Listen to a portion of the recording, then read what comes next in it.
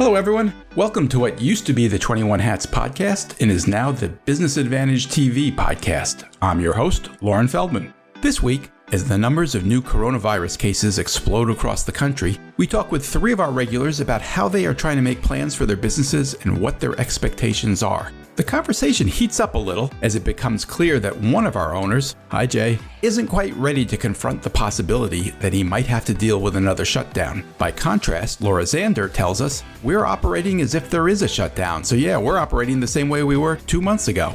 Even in good times, owning and running a business can be a lonely pursuit. Our hope is that these weekly conversations will, if nothing else, let owners know they are not alone in facing these challenges. This week's podcast lineup features Karen Clark Cole, who is CEO of Blink, a user experience research and design firm in Seattle, Jay Goltz, whose businesses in Chicago include a picture frame shop, artist frame service, and a home furnishing store, Jason Home, and Laura Zander, co-founder and CEO of Jimmy Bean's Wool, a digital version of a neighborhood yarn shop that is based in Reno, Nevada, and also has a wholesale operation in Fort Worth, Texas.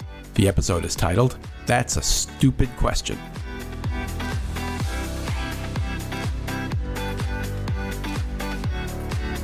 All right, so let's get right to it. Unfortunately, it seems we're not quite done with this coronavirus. In fact, cases are exploding across the country. Some states are pausing their reopenings. Retailers like Apple are reclosing stores they just reopened. The possibility of another shutdown seems increasingly likely. Laura, let's start with you. You have operations in both Nevada and Texas, two states that have paused their reopenings. Where do things stand with Jimmy Bean's Wool? What does it look like to you? Yesterday in Nevada, we sent everybody home who could work from home. So they had come back into the office for a couple of weeks. And then the governor just issued, mandatory masks. He issued a couple of other things. So just to be on the safe side, we're back to what we were doing during lockdown. So most people are working from home, and then people who can't work from home are working in the warehouse. They're wearing masks. Our retail store is still closed. We had a tentative open date of August 1st. And we actually have an event scheduled for mid-August. So we're kind of just watching and waiting to see. You're still hoping? Sure. I mean, yes, hope I think is a strong word because I don't know. We don't have any control over it. So I don't know that we're even hoping. We're just kind of watching and waiting. For the event that we're having, it's a retreat and it's small. I mean, small-ish, 30 to 50 people. But quite a few people have just reached out because a lot of people come from around the country and they want to buy their plane tickets, and they want to come, and they want to attend. And we were just having a conversation the other day about before face masks were required in Nevada, do we require face masks at the event? And of course, we think it's the right thing to do. But, we realize, as you guys have probably dealt with, that some people are going to be really upset if you require them. And that doesn't necessarily change our decision making, but it just is kind of an interesting thing that we have to be aware of and that we need to talk about. How are things in Texas? Things in Texas they're actually going really, really, really well. As far as shutdown, we're in Fort Worth, which is outside of Dallas.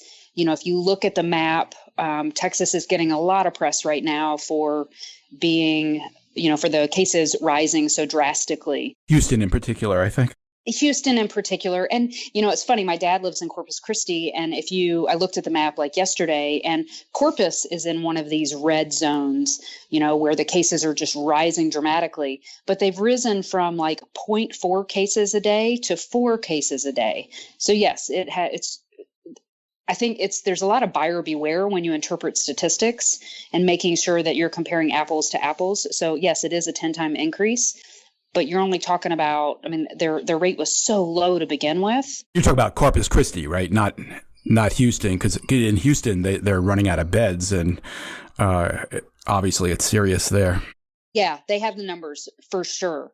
But the entire state, if you look at a lot of the different areas in the state that are marked as red because they have drastically increased, they're very rural areas that have gone from basically having no cases to having a couple cases. So this recent surge hasn't had an impact on what you're doing at the company you bought in Fort Worth?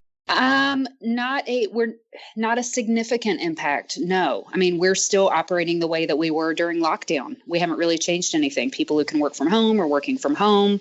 We are very spread out. We work in a very, very open air environment. So it's basically like we're outside. And I should point out, it's not a retail situation. This is you're making yarn. Yep. And people, they work in different areas of the building. I mean, we have 25,000 square feet. And so it's very plausible that one person has 3,000 square feet to themselves. So there's not a lot of like cross contamination. And the people that are a little bit closer together, they're over stoves, there's the heat, they're big fans. People are wearing masks and gloves, and we've got the hand sanitizer. And, we had a whole conversation yesterday about everything. What do you guys need? Please, if anybody is sick or, anybody in your family, don't come to work. We'll still take care of you. Have you had employees get sick? We have had a couple of people get sick. They didn't end up having COVID, but they've been sick. And so they go home for 14 days, or until they take a test and find out. We had one of our employees, her husband was exposed, works with a guy who did test positive, and they had just gotten out of a meeting. So she stayed home, and then she got tested. Once her test came back, she came back. Karen, tell us about Seattle. In past podcasts, you've praised the governors of Washington, Oregon, and California for being early and aggressive and coordinated in what they did. But California in particular, I think, is one of the states showing an outbreak now. What does all that mean for Blink? For us, the bigger deal is in San Diego and in Seattle is where we have our research labs. And so in all the other offices, it's fine. We're encouraging everyone just stay home as long as you can, into the fall. And that's really fine. Nobody likes it, but it's fine. But in Seattle and San Diego, we actually have to run physical studies, and we have some clients where what we're testing for them is an actual physical thing. And so we can't do that remotely like we're doing most other stuff. So we're waiting until it's safe, till the governors are allowing those offices to be open. And then we're doing it very carefully. So we've got all kinds of massive amounts of protocols in place, including all the things that the governors are mandating in order to open. So we've got to have the plexiglass shields when you come in to check in. Everybody has to check in. We do a temperature check. They have to wear a mask. So all those things are in place. Have you personally been into the office in Seattle? I have, yeah. Not very much. We're gearing up for both of these facilities to open beginning of July. So what we're doing is the leadership team we're on a rotating schedule. So one of us will be in the office every day of the week. So like my day is going to be Wednesday, which I'm actually really looking forward to. But again, it's minimal people in the office. There are some people who are already back in the office because their home working environments aren't very conducive to actually getting any work done when it's a one-bedroom apartment sharing with kids and spouses all on meetings. Are you at all concerned that there might be a pause in your area that would prevent you from doing that by the 1st? Oh, yeah, I'm expecting it. Probably not by the 1st because that's only a week away, but I'm sure in August something's going to happen and we're going to dial it back again. So if we can be open and run a few studies, get some of our clients further along, even for a month. Jay, Illinois and specifically Chicago are doing much better than some of the other states we've been talking about. In past podcasts, you've talked about being kind of excited about some of the opportunities that you saw coming up as a result of the crisis. Are you, other times when I've talked to you, you seemed more stressed than excited. Where are you today?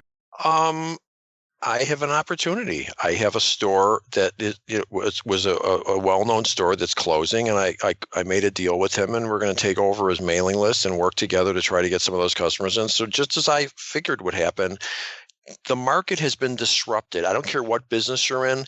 The market has been disrupted. What does that mean? It means there's going to be customers looking for new suppliers and vendors. There's a bunch of employees that you would have never been able to hire 6 months ago that are now thinking, yeah, maybe I should leave here. Tell me about the store, though. It sounds like this is a situation where somebody had kind of decided to pack it in. So I'm assuming you're getting a good price. Is there any concern on your part about doing this at a time when things are flaring up around the country? I've got this zero risk deal. I decided not to take over another lease. I don't want to take it. I'm simply working with him to transfer his customers over to us and giving him a percentage. It's a zero risk deal for me. Oh, so does that mean you're not actually like buying his store? No. I thought about it, and the more I thought about it, it's the framing industry in general. It's the suburban stores are difficult. I decided I'm working out a deal with him to just get some of that business to my existing locations. It's found money to him, taking care of his customers. Everyone's happy. And there's going to be opportunities everywhere. And I'm sure there's going to be some employees out there that, like I said, that are looking for jobs now. So now it's a time to go from defense to offense and start looking for some opportunities. Well, that's a really interesting point. Is now the time to go to offense? Would you say that if you knew that another shutdown was looming? When I say offense, it means if you need people, now's the time to start looking for them. Listen, I've told this story before. The big crash, I bought a gigantic building for super cheap. This is kind of a different environment, and we don't really know how this plays out. Listen, obviously there's 50 different variables. I'm not saying take your last dime and go. I'm saying if you have some money, I mean, it's all about calculated risk. When this is all done, the companies that got out and looked for opportunities, Karen just talked about, she's still trying to do some things for clients. I mean, she's not hiding under the table. She's trying to do what she can. Laura is out there. We're all out there doing business, and we're flying the plane through the storm. We're not hiding in the back. There's a lot of companies right now who are hiding in the back. Lots of companies are going to go broke, and they're going to blame it on the coronavirus. They're going to blame it on the government. They're going to blame it on their competitors, taxes, whatever. I'm watching them put them out of business right now. Perfect example, pet store in the northern suburbs of Chicago. Someone goes in there to get something. None of the employees are wearing masks. Now, first of all, it's state law at this point. You're supposed to be wearing masks. My friend's daughter works there. She goes, they're not wearing masks. She goes, herd immunity is going to kick in. How many customers are going to walk in there and walk out and say, I'm never coming here again? What do you think? 50%? 40%? 30%? She's going to put herself out of business now, as sure as I'm sitting here. She's done. Why? Because of the coronavirus? No, because she's an idiot. That's what's going on where you are. Laura, I'm curious. I think, with the cases rising in Texas and Nevada where you are, I would kind of put the same question to you. Would you be doing anything differently right now if you knew a shutdown was coming? No, because we're just kind of pretending that a shutdown has happened. Laura, just a second. That's a false question. If she knew, she doesn't know a shutdown. You can't ask that question. We don't know if a shutdown's coming. Wait, I can't ask that question. You can't say if you knew. She can't know. So how can you ask the question? You guys. You've never heard of a hypothetical question, Jay? No, it's a stupid question. Sorry. If you knew a helicopter was going to fall on your head, would you go outside? No, I wouldn't. Okay. Jay, you're replaying a conversation we had back in March where you took a similar tone when Karen said that she knew this was going to get bad, and you weren't ready to hear that, but Karen was right. No. She said guaranteed. No, she said guaranteed. That's what she said. She said guaranteed.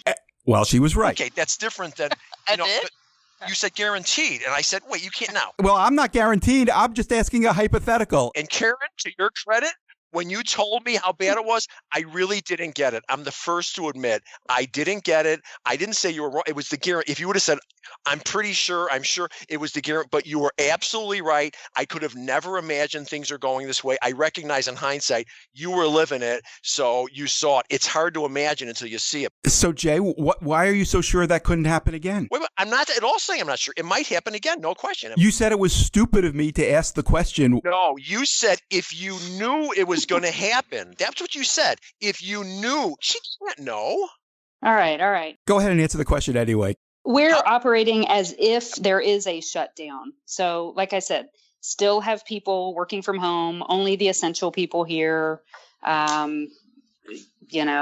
So Yeah, we're operating the same way we were 2 months ago. Are you putting money into marketing or hiring or anything like that where you're not sure whether this is a good time to do that? No, but I think we're in a unique position because we had just acquired this business and there's still so much foundational work to be done. So this is a good time for us to be very quiet and slow and for us to work on systems and processes and, getting inventory. So we're not focused on growth. We're just focused on survival and improvement. So, like the guys in the warehouse had never had computers before. Now they have computers and we're working on computer training. We're doing a lot of training stuff. Karen, your business, Blink, I think is the one business in this group that has been strong throughout. Is that still the case? Yeah, we are still profitable, which is good. Our revenues are down by probably 10%, which isn't obviously not bad at all. But we're making adjustments. We've furloughed some people, but not many. And we were running lean before, so we have been really careful to manage the bottom line to make sure that we're not taking big dips. So overall, we're doing great. And I've talked about this before, but we had a rough year last year, and so we have all kinds of systems in place to keep watching like a hawk everything that's going on. And so we have been able to react very quickly. And I just saw on the news this morning that Microsoft has officially shut all of their retail stores, which is totally amazing. I can hardly believe it. And they're just focused on digital sales now. So they're going to beef up their digital storefronts, all that kind of stuff. So my feeling is we're going to be really busy. And so we're bracing ourselves for that, actually, thinking that there's going to be a massive upsurge for us as soon as we can get our labs open. When you talk about that massive volume that could be coming in, is that something you would have to gear up for? Would that require an investment? No, not money-wise, but it would be hiring. So we just need bodies to do the work. So we're actively recruiting in our contractor pool, which is what we do when we're not sure that it's a new normal. It might be just a spike. Jay, you still there? You're asking the wrong question. What you really mean to ask everyone is, given the risk involved with not knowing whether a pandemic's coming again or it's going to get worse, are you comfortable investing some money now? Are you taking some calculated risk? That's a good question. And I think we've all answered it to a degree. And I believe the answer is, you have to take some risks. That's what we do. The question I'd like to ask the other two is, have you seen your stress causes people to make bad decisions? Have you seen your competitors doing anything stupid lately? During this, do you see any opportunities because your competitors have dropped the ball? Yeah, I mean, one of our main competitors went out of business. There you go. Okay. The other main competitor didn't address Black Lives Matter. Yeah. They just left it sitting there. Has that been a big problem for them? Are they paying a price for that? That's a good question. I don't know. I don't know what their volume is. I don't know. I don't know what's going on the inner circle. You saw what I did when we had to close down. I put a big sign in my window. We miss you. Drove all around Chicago. How many companies, retailers put a sign in their window other than an 8.5 by 11 sheet of paper in the front door? How many? They're paying $5,000 a month for rent. Cars are still driving by, and no one thought, maybe we should put a sign in the window. That's just not smart retailing. It just isn't. There's going to be some fallout from this, but it's not going to be a direct effect of COVID. It's going to be the direct effect of stress and about making bad decisions. Well, some of it may be the direct effect of COVID. I mean, oh, for sure. I'm just saying some of them are going to be, for sure. Oh, Jay, God, if we were just all as smart as you are. There you go. Okay, I'll just sound dumb so no one will be offended. Okay. Laura, I wanted to follow up with you. One of the last times you were on, you talked a little bit about your situation in Texas, that's where you are today, right? Yes. Your plan, I think you told us, was to go down there, spend 2 weeks, and then go back to Nevada. Is that what you're doing? Yep, I go home tonight. And has that worked out well for you? Yeah, it's been great. The flight has been okay? Well, it was one flight. Oh, this is your first time down there, and you've been there for 2 weeks. Yeah, I mean, the flight was full. What was interesting was going to the airport and seeing half of the people not wearing masks in the airport, going on the plane, and everybody's supposed to be wearing one, but people take theirs off when the flight attendant walks away. And so observing that was very sobering, and all I can do is I've got my N95 on. I don't touch a single thing. I didn't get up. I don't move. I don't, don't touch my face, wash my hands as soon as I get off the plane. And it has been a really interesting study in human behavior to watch who goes along with this and who doesn't. I mean, I went to Austin this weekend, and all I kept hearing was, Austin has mandated masks. They've mandated this. They've mandated that.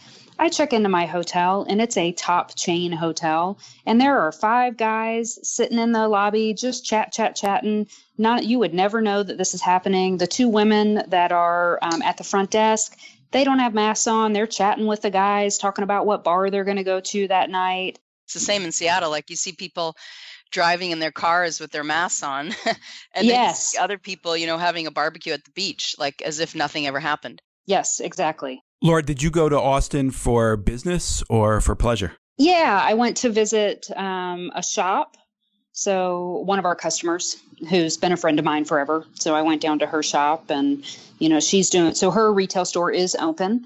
They're all wearing masks. Obviously they're cleaning stuff down and they're just doing it by appointment. So one person in at a time, to go in and touch the yarn. And then, then we went and had coffee and we sat outside, kind of far away from each other and dropped the masks. Have you been comfortable staying in hotels? No, I rented an Airbnb because I didn't want to stay in a hotel and I wanted to reduce, the number of people I come into contact with. So I'm staying in somebody's garage. So I haven't seen anybody. And then I did stay in the hotel the one night. Yep. The one night. And other than those guys, I didn't see a single person the whole time I was there. You touch the elevator button, you touch it with my elbow. I open the door with my elbow, wash my hands constantly, every time I touch anything. So given the fact that there weren't very many people there, I felt okay. I was more comfortable than I thought I would be. The last time we talked about your operation down there, you were talking about figuring out who should be leading it. Have you solved that situation? Yeah, we did. The HR manager, who had been here for about 2.5 years, she stepped up. And she had really stepped up for the last few weeks once the other general manager had left. When I got here, we talked about it, and she is officially the general manager here now, and has done a fantastic job. Good for both of you. That she stepped up, you recognized that you supported it. Good for both of you. Yeah, I mean, the whole team here, it is a magical difference.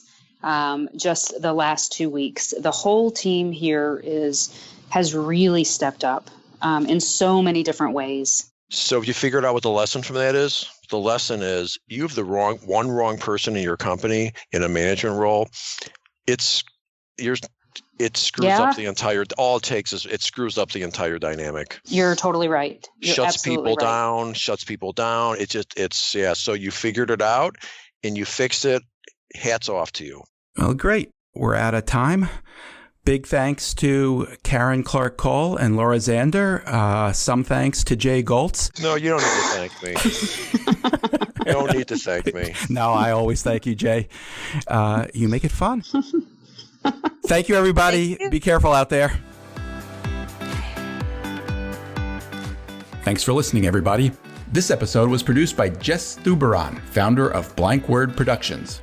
Remember, we started the 21 Hats podcast to help business owners feel a little less isolated, to let them know they aren't the only ones fighting these battles. If you got something out of this conversation, please help us reach more people. Tell a friend, subscribe and review us wherever you get your podcasts. Follow us on Twitter at 21_hats. And let me know if you have a question or a comment or a topic you'd like us to cover. My email address is lfeldman@21hats.com.